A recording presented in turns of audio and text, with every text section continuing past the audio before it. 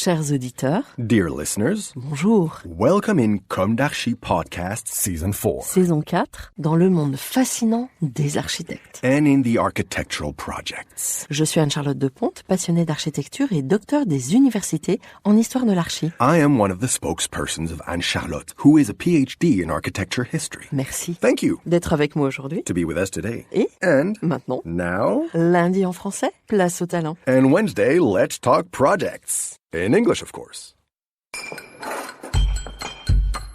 Bienvenue dans Comme d'Archi.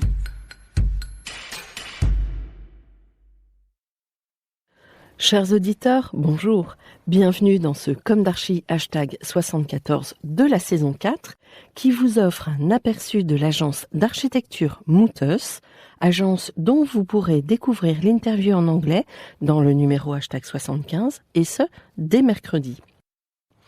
Jim Fries, architecte, Kristen Baker, architecte, et Sol Baker, artiste, sont les fondateurs de l'agence d'architecture américaine Mouters, basée à Seattle, État de Washington, aux États-Unis. Leur approche est multiscalaire et multidisciplinaire. Mouters, en latin, signifie réciproque, généré par l'échange. Nous avons régulièrement reçu dans Comme d'Archi des agences françaises dites agiles, dont l'effectif est d'environ 10 salariés. C'est le cas ici, versus USA, et si nous nous sommes intéressés à Mouters, c'est essentiellement pour sa singularité que je vous invite à découvrir. Car cette agence est réellement atypique dans le paysage américain. C'est une agence qui n'a pas perdu son âme, loin de là. Au contraire, son ADN fortement créatif et sa taille humaine la rendent fort intéressante. Tout d'abord, leur studio est situé dans une zone très industrielle de la ville. Ils ont beaucoup de sons autour d'eux, ceux de tous les trafics urbains, la circulation routière, les avions. La fabrique industrielle elle-même, une énergie sans précédent.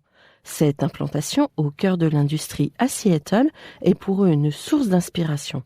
Ils sont entourés de fabricants de matériaux, notamment de métal, mais aussi de pierreux.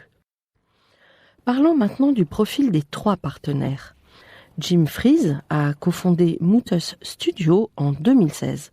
L'agence est donc relativement récente. Jim dirige des projets institutionnels et culturels. Il possède une expérience de plus de 20 ans dans l'élaboration d'importants projets, notamment des musées, des établissements d'enseignement supérieur, des bureaux, des immeubles multifamiliaux à usage mixte et des restaurants. Il est passionné par l'organisation complexe des projets avec des partenaires ouverts à la valorisation de l'esprit collectif. L'expérience architecturale de Jim dans le domaine de la conception institutionnelle et des musées lui permet de comprendre en profondeur la direction de projets à toutes les échelles, en associant la performance des bâtiments à leur configuration harmonieuse. Ayant grandi dans l'Est de l'État de Washington versus agriculture, avec un père biologiste, Jim apporte une approche vernaculaire et régionale au projet qu'il conçoit. La laideur de la ville auprès de laquelle il a grandi par rapport à des paysages alentours de toute beauté l'avait frappé dès l'enfance. Un sentiment sans aucun doute à l'origine de sa recherche d'harmonie. Aujourd'hui, il est architecte agréé dans l'État de Washington et dans le Montana. Il est d'ailleurs titulaire d'un diplôme d'architecture de l'Université de l'État de Washington lui-même. Jim est ce qu'on appelle un lead apps. Et il s'engage à intégrer des normes nationales durables et des pratiques équitables au sein de son travail. Comme les autres partenaires de Mouters Studio, il est issu d'un milieu artistique. Il a pratiqué la musique toute sa vie, ce qui participe à leur singularité à l'agence. Jim dirige le groupe de The Grey Band depuis 2019. Il a réalisé une chanson et une vidéo originale pour la présentation des Grey Awards 2020. Les Grey Awards sont un concours de design axé sur l'industrie. Passons à un autre partenaire, Kristen. Avant de cofonder Mouters Studio à Seattle, Kristen avait fondé Mouters Brooklyn et avait travaillé avec des cabinets de design de renom, notamment à Seattle, à New York et en Europe. Elle dirige aujourd'hui les projets résidentiels et hôteliers au studio. Originaire de la Nouvelle-Écosse au Canada, Kristen a obtenu une maîtrise en architecture de l'Université Dalhousie, un diplôme de conception environnementale en architecture de l'Université technique de Nouvelle-Écosse, plus un diplôme de business à New York. Elle est aussi détentrice du fameux LEED App qui certifie une aptitude écologique appliquée au bâtiment. Kristen Baker a une vision holistique du design qui inclut non seulement l'architecture, mais aussi les intérieurs et les objets du quotidien. Son expérience en tant qu'ancienne danseuse a contribué à cette idée car elle aborde le design plus comme un chorégraphe avec une attention particulière donnée à l'expérience complète d'un environnement.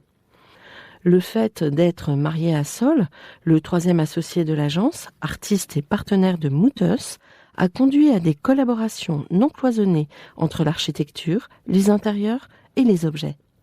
Kristen a collaboré avec des artistes de renommée mondiale sur de nombreuses installations artistiques sur la High Line à New York, à Times Square et au Art Basel, Miami. Elle siège actuellement au conseil d'administration du Henry Art Museum et au conseil national de Madame Architecte. Elle a collaboré à de nombreux projets primés par l'AIA et son travail a été publié dans diverses publications nationales, dont le New York Times, Architectural Digest et World Architecture. Sol, son mari, dirige lui la recherche et le développement de Mooters Made dans le studio, notamment en supervisant le prototypage, la fabrication et l'exploration des matériaux, brouillant ainsi les frontières entre le concepteur, le constructeur et l'artiste. Il conçoit et fabrique des gammes d'éclairage de quincaillerie et d'objets Mooters Made. Il est plus probable de trouver Sol à l'agence, en train d'installer des éléments personnalisés, de photographier des projets, d'appliquer de la patine à du métal ou d'être en train de fabriquer dans l'atelier plutôt que d'être assis derrière un bureau. Sol a grandi à Tacoma, dans l'État de Washington, où l'on ne possédait pas de belles choses à l'époque, mais où l'on en fabriquait en revanche. L'approche méticuleuse et la pratique de Sol en matière de conception permettent d'intégrer l'artisanat et l'expérimentation. Sa pratique créative est fortement influencée par son passé historique d'artiste, mais de marin aussi, de charpentier et de fabricant. Sol est double diplômé en art. Il a reçu de nombreuses récompenses. Il a été reçu en résidence. Il a obtenu des bourses prestigieuses, dont une bourse à la NYFA, une bourse du Virginia Museum of Fine Art, une bourse Artist Trust pour l'expédition Arctic Circle 2010 et la résidence d'artiste Grossmorn. Son travail a été publié dans le New York Times, le New Yorker, le NY Arts Magazine et le Seattle Times. Sol Baker a également une pratique très active en studio en tant que peintre, graveur et sculpteur. Il a une obsession pour le paysage. Il a participé à de nombreuses expositions à New York, Seattle et ailleurs. Son travail a été exposé chez Zeyer Smith & Horton, Greg Kucera, Artist Space, la Société horticole de New York et le Socrates Sculpture Park, entre autres. Il a siégé au conseil d'administration de For Culture Public Art Projects et a dirigé de nombreux projets d'art public, dont l'installation emblématique Acid Bowl à Bellingham, dans l'État de Washington. L'agence compte aujourd'hui une 50aine de projets à toutes les échelles. Ils y travaillent couramment, entre 6 et 10 projets à la fois. L'Acid Bowl est une œuvre d'art publique à grande échelle et la pièce maîtresse d'un nouveau parc récemment achevé, situé sur la voie navigable Whatcom à Bellingham. Un appel international à proposition artistique est lancé en 2015. La grande sphère d'acier globulaire est un vestige de l'usine de pâte à papier qui se trouvait auparavant sur ce site. La sphère avait à l'origine pour vocation de digérer les métaux par l'acide. Le projet vise à la fois à rendre hommage au passé industriel du site et à lui donner un nouvel avenir. Dans le cadre du projet, l'équipe de Mooters s'est posé la question suivante. quel est le plus petit et le plus grand geste que nous puissions faire ? La proposition de Munters a adopté une approche simple avec un macro-déplacement à l'échelle urbaine et un micro-déplacement à l'échelle moléculaire. Ils ont déplacé la boule de 32 pieds de diamètre au bord de l'eau où elle s'aligne sur les couloirs dits de vue de la ville. En repositionnant la boule sur le rivage, elle devient une sorte de balise depuis la terre et depuis l'eau et un terminus visuel à l'axe existant de l'escalier du palais de justice. La nuit, elle devient un phare qui ancre le nouveau parc du front de mer. Pour le micro-mouvement, ils ont recouvert la surface rouillée de la boule d'une couche transparente industrielle et d'une couche de billes de verre.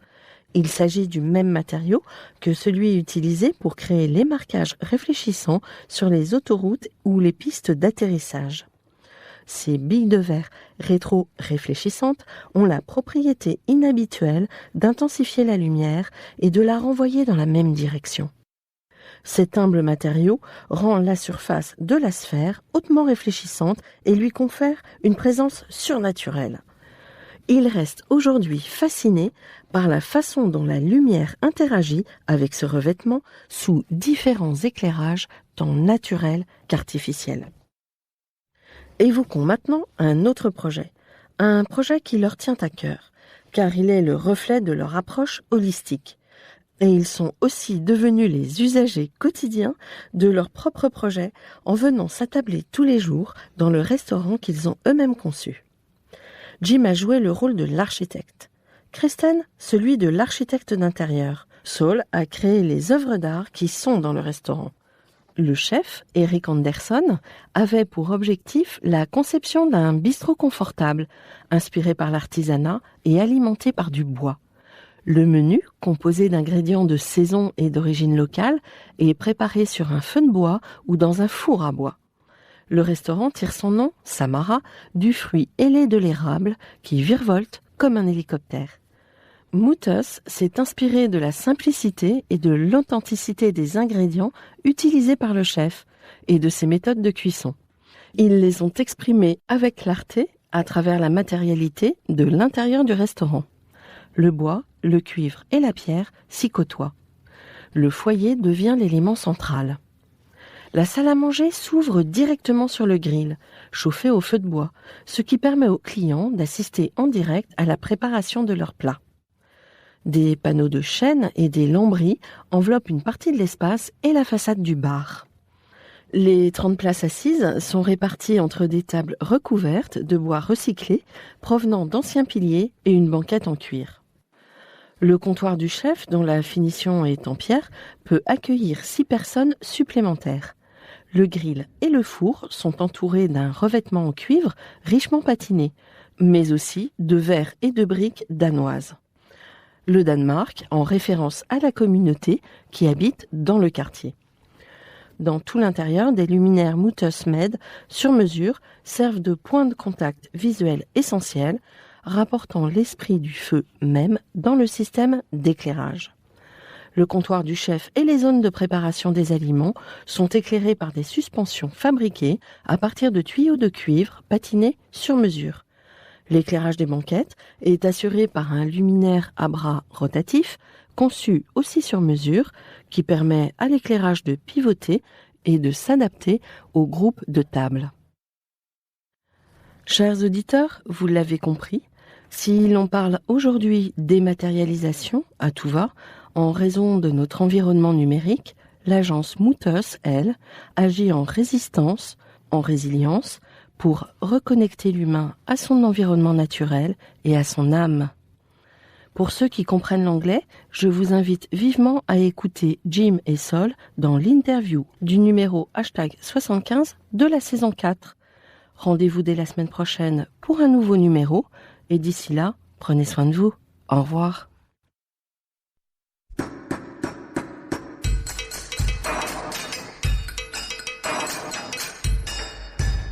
Chers auditeurs, merci pour votre écoute. Merci à Julien Rebourg, réalisateur, qui nous accompagne sur la partie son. N'oubliez pas de retrouver nos sujets en avant-première sur Instagram à l'adresse @comdarchipodcast. Si vous aimez ce podcast, favorisez sa diffusion en lui donnant 5 étoiles sur Apple Podcast, plus un petit commentaire, ou sur votre plateforme de podcast favorite. Et surtout, abonnez-vous pour écouter tous nos épisodes gratuitement. À bientôt, et d'ici là, prenez soin de vous.